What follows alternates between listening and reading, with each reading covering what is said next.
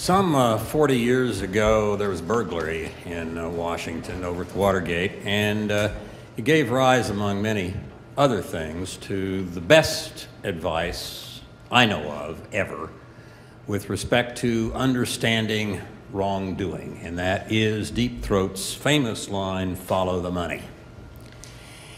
And in order to understand why the bad guys have the money to run their dark pools and their naked short selling and their economic jihad and all the rest, we need to understand why it is they are so rich. And the reason they are rich is oil, almost entirely oil. Oil dominates, monopolizes world transportation. Only about 5% of world transportation is not on some oil fuel. A few trolleys, some Olympic rowing eights, fox hunts, and that's about it. Don't run on oil. Everything else essentially does. And over 3/4 of the world's oil, 78% to be exact, of the conventional reserves of conventional oil, are in the hands of OPEC. A cartel, conspiracy and restraint of trade of 12 countries, 8 in the Middle East, 2 in sub-Saharan Africa, 2 in South America. That cartel, should anyone need any proof that it is a cartel, that it is a conspiracy and restraint of trade, couple of quick facts. In 1972, at the time of Watergate, 40 years ago, eve of the Yom Kippur War, OPEC was pumping about 31 million barrels of oil a day. The world has gone through a lot of halting, but nonetheless real economic growth over the course of the last 40 years, and today's worldwide GDP is around double, some would say close to 3 times, but let's be conservative, around double what it was 40 years ago. OPEC is still pumping 31 million barrels of oil a day. They pumped less in many of the intervening years because, being a cartel, they drop production when they want to get price up. But 31 million barrels is what they want to pump, and that's what they are pumping. Now, if you have an organization that controls 3/4 or more than 3/4 of a vital substance, and it sells on the market every day about a little less than 1/3 of that vital substance's market, oil's market, and if it's got is pumping 31 million barrels a day, same as it was when the world's economies and GDP and oil demand was about half what it is now, there's really no other conclusion you can draw than that it is a conspiracy and restraint of trade. Now, this is not new. That phrase comes from the antitrust laws, which were, of course, Teddy Roosevelt's response to an earlier conspirator in restraint of trade named John D. Rockefeller. Most admirable man in some ways, but there was no doubt Standard Oil was a cartel, massive one. Roosevelt broke it in his own way by moving the world oil market, and the American oil market in particular, toward competition. Oil today, for all practical purposes, either the monopoly or OPEC's dominance of the trade, does not have competition.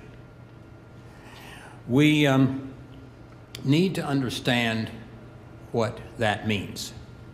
Among the things it means is that almost all of the oil states are dictatorships or autocratic kingdoms. Why is that so? 22 countries in the world have 60% or more of their national incomes that come from oil and gas. All 22 are in Freedom House's category of not free. They are all dictatorships or autocratic kingdoms. There are some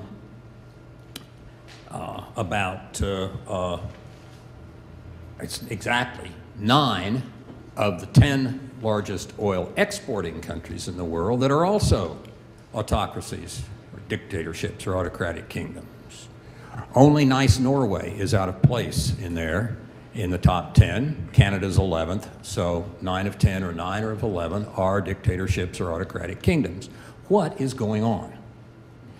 Paul Collier, professor at St. Anthony's College, Oxford, head of the African Economics Institute, is the originator, I believe, of the phrase the oil curse. And as Collier points out, it's not just oil. It's any commodity which is absolutely essential to some key operation in the world and in which a country comes into a massive amount of it. By discovering it, by one war, by one way or another. It happened with gold in Spain in the 16th century, etc. What happens?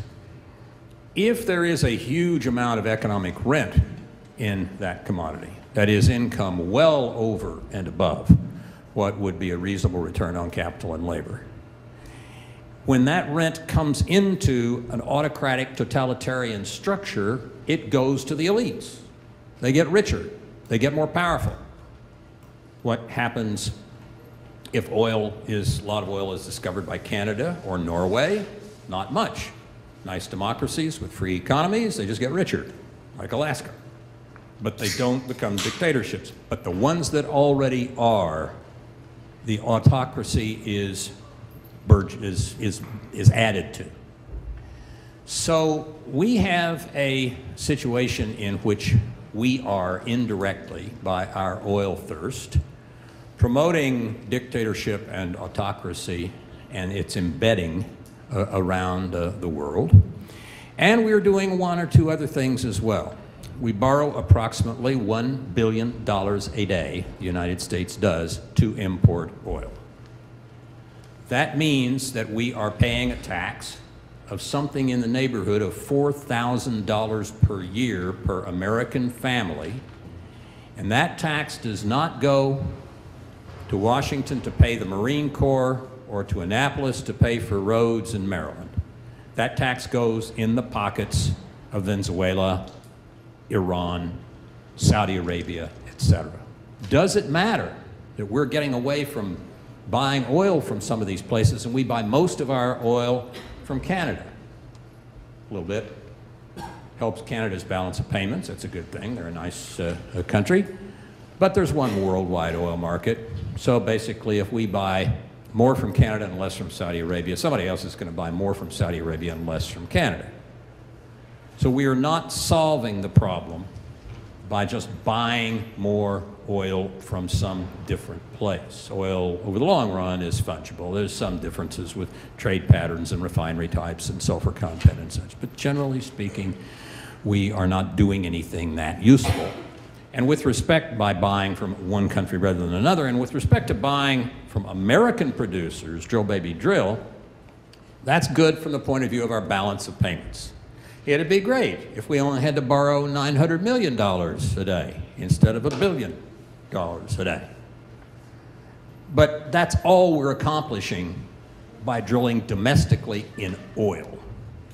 As long as oil dominates world transportation, and as long as OPEC is the conspiracy and restraint of trade that controls the oil market, and as long as oil has a huge amount of economic rent attached to it, we, under our current knuckling under to it, our lack of willingness to have other ways to drive compete with it, the rigidity that our cars, we're not addicted to oil, but our cars are, they can't drive on anything except petroleum products. As long as we let that happen, we will continue to boost the content of the coffers of the Saudi Arabias, the Irans, and elsewhere, who are the source of the dark pools, of the naked short selling, and all the rest. We will not solve our economic warfare problems, cyber or otherwise, until we destroy, not modify, destroy oil's monopoly over transportation and OPEC's control of the oil market.